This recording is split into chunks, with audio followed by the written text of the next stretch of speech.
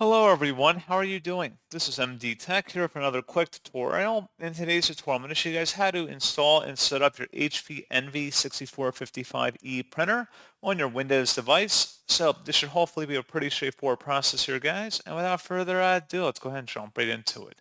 So all you have to do is open up a web browser, and into Google, you want to search for HP Envy 6455E drivers.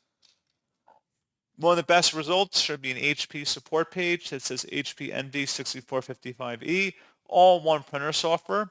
Open that up. And now on this page, you want to scroll down and you want to expand the installation software and driver category.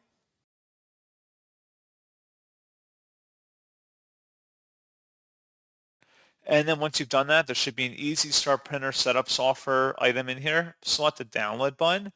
And then once it's downloaded to your computer, open up that file to begin extracting it.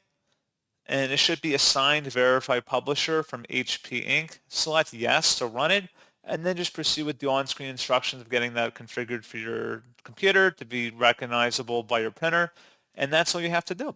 So pretty straightforward process on that, guys, and as always, thank you for watching. I do hope that I was able to help you out, and I do look forward to catching you all in the next tutorial. Goodbye.